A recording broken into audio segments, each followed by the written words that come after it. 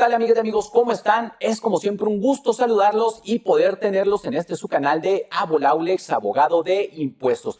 Un espacio en donde analizamos el aspecto legal de los impuestos con la finalidad de que ustedes como contribuyentes puedan ser más eficientes y más que otra cosa, evitar problemas, contingencias con el fisco, con el SAT, que se puede traducir a su vez en un severo perjuicio económico.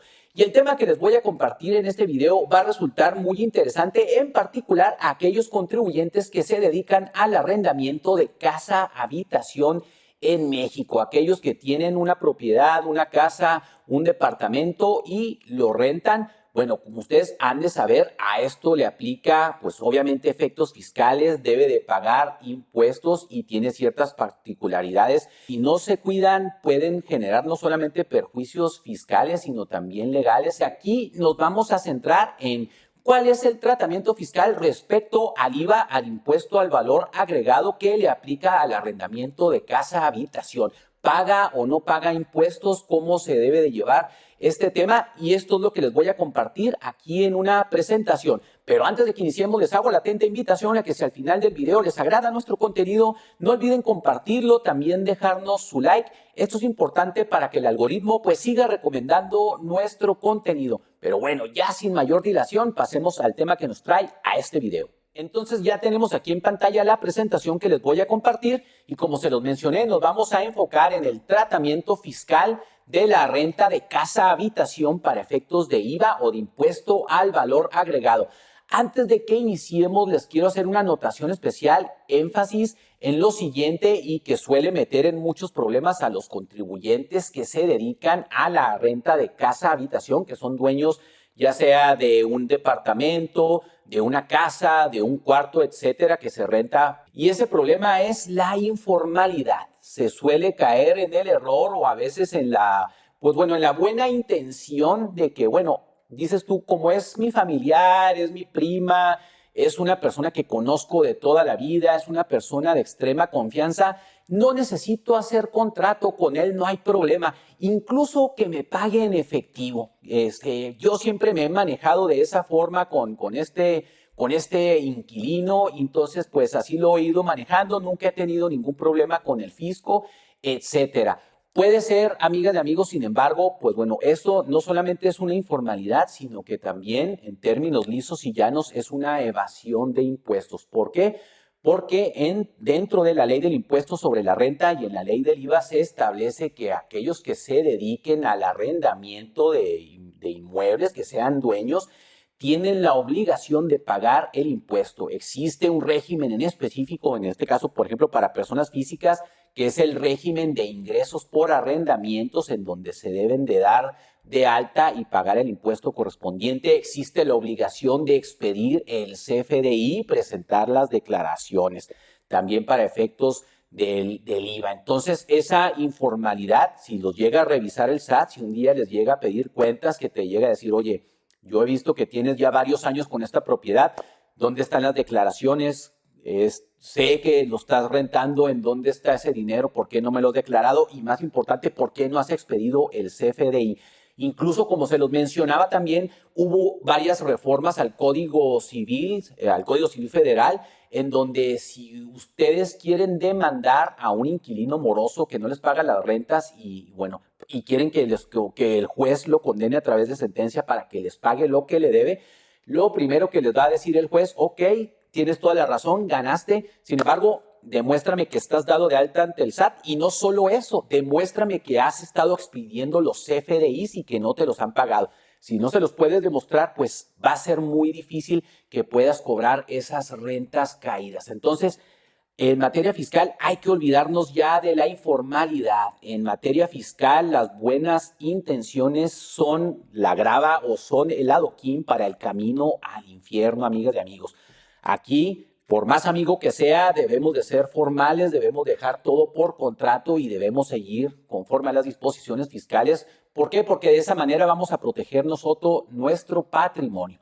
Pero bueno, ya entrando en materia, el tratamiento fiscal que da la ley del IVA al arrendamiento de casas habitación es exento, existe una exención y esto lo vamos a encontrar nosotros dentro del artículo 20, fracción segunda de la ley del IVA. Se establece que no se pagará, es decir, que es exento a aquellos inmuebles que se destinen o utilicen exclusivamente para casa habitación. Lo resalto porque si va a aplicar el IVA, la tasa del 16%, si estos locales o este inmueble se dedica como local comercial para llevar a cabo alguna actividad comercial. Entonces, eso hay que tenerlo también muy presente, porque se suele presentar en la práctica que se renta una casa y se utiliza para un negocio, para un restaurante.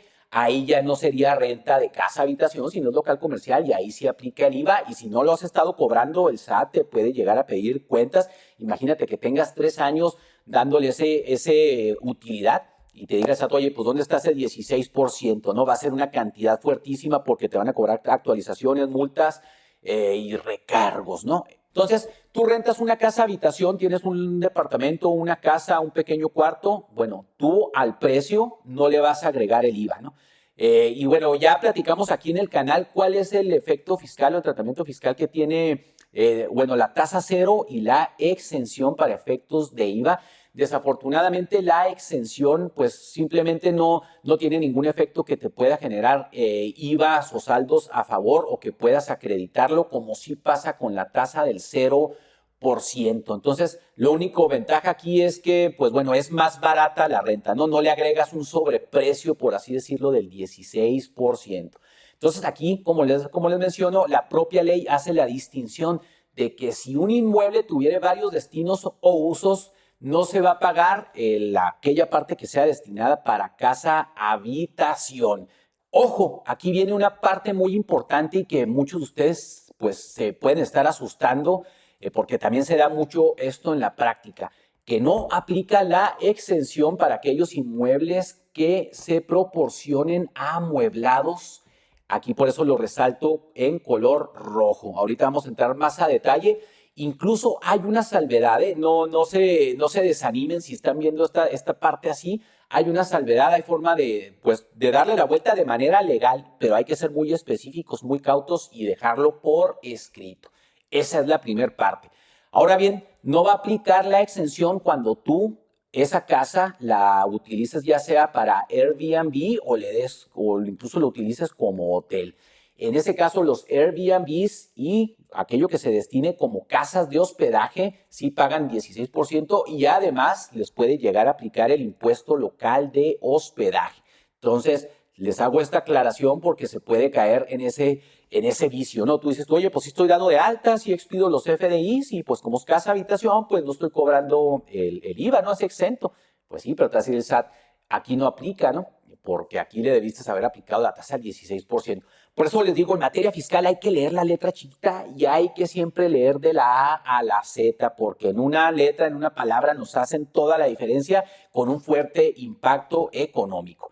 Entonces, para estas salvedades que les digo, hay que acudir a lo que establece el reglamento de la ley del IVA, en específico en lo que se establece dentro del artículo 45, que su primera parte nos viene, como dicen, a agregar un peso más a lo que ya dijeron en esta disposición, porque establece, para los efectos del artículo 20, fracción segunda de la ley, cuando se otorgue el arrendamiento de un bien inmueble destinado a casa habitación y se proporcione amueblado, se pagará el impuesto por el total de las contraprestaciones. Ojo, aun cuando se celebren contratos distintos por los bienes muebles e inmuebles. Aquí muchos se ha dado la asesoría bueno, le dicen al cliente, oye, vamos a hacer lo siguiente, entonces, para simular que no está amueblado y darle vuelta a la ley del IVA, haz 2 contratos. Haz un contrato en específico por la casa y haz otro contrato por los muebles y les pones un precio simbólico casi regalado, ¿no? Nomás para cumplir con este requisito. Esto pues es una práctica fiscal indebida por lo que establece el reglamento, porque el reglamento sí te dice que aplica a la totalidad. Entonces, si te hace una revisión el SAT, te puede llegar a decir, esos contratos no son válidos, señor. Usted debe de incluirlo al total del precio y debe de contabilizarse así. Y también te puede decir el SAT, ¿sabes qué? Esos precios pues están muy por debajo, porque el SAT tiene la facultad también de analizar cuando existe una razón de negocios, ¿no? El SAT le han dado una serie de tentáculos y facultades que prácticamente es omnímodo, es omnipresente y puede revisar cualquier cosa. Sin embargo, como les digo, siempre hay que leer de la A a la Z, porque en el segundo párrafo de este artículo del reglamento nos va a hacer una definición y una salvedad de qué no se considera como amueblado para casa, habitación. Entonces establece este segundo párrafo que no se va a considerar que es amueblado aquellos bienes adheridos permanentemente a la construcción, como se me viene un ejemplo ahorita, puede ser las famosas estas barras que se instalan en las cocinas, que a veces son de granito o que a veces se dejan bancos fijos, etcétera, o alguna otra cosa que sea de utilidad, pero que esté fija, ¿no? Que se hizo de ladrillo, de bloques de cemento y quedó adherida a la construcción. Si sirve como mueble, bueno, no entra como amueblado. También, fíjense, no se considera amueblado cuando se dé con cocina y baño.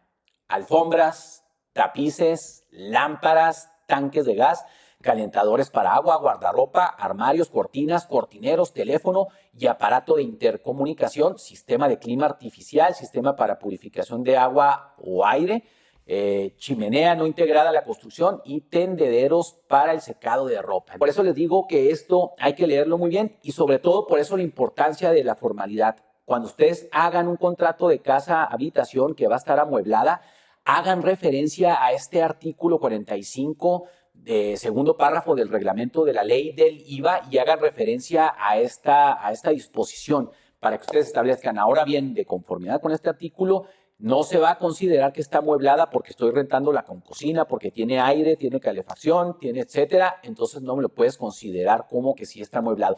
Y esto se lo digo porque el SAT, al hacer sus revisiones, el SAT siempre, acuérdense que va por todo, ¿no? Llega con la cuchara grande y te va a decir, ¿sabes qué? Pues aquí estás incumpliendo, no cumpliste, no cobraste el IVA, es amueblado, me debes el IVA, etcétera. Bueno, tú le vas a decir, oye, espérame tantito, en el contrato se estableció, ahí dice claramente, y yo estoy haciendo referencia a una disposición legal, y eso puede ser lo que te saque adelante, ¿no? En una defensa fiscal o incluso dentro de una auditoría, cuando te den el plazo para presentar pruebas y alegatos, ahí lo vas a aclarar esa situación y vas a salir fuera del paso sin que te quieran, pues bueno, aplicar excesivamente las disposiciones legales, como sí sucede desafortunadamente mucho con el SAT. Entonces, por eso, como les mencionaba, es muy importante la formalidad.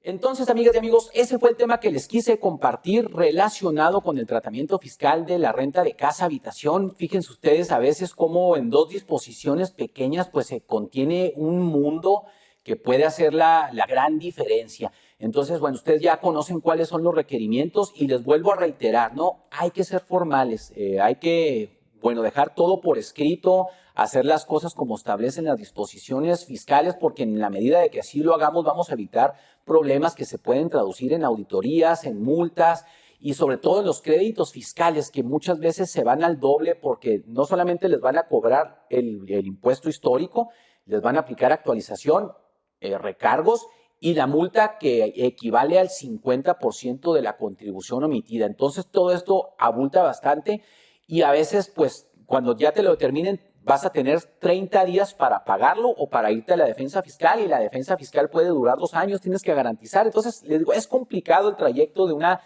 defensa fiscal. Qué mejor ser preventivos, evitar problemas desde un inicio. Pero bueno, si ustedes tuvieran alguna duda que nos quisieran comentar, ahí déjenlo en la sección de comentarios. Incluso, como ya se lo referimos, si nos quisieran hacer una consulta, nos pueden visitar en nuestra página web en www.abolaulex.com, en donde con gustos lo atenderemos. Pero bueno, no olviden dejarnos un like y de paso suscribirse a nuestro canal si no lo han hecho. Como siempre, me da un gusto saludarlos y nos seguimos viendo hasta la próxima ocasión.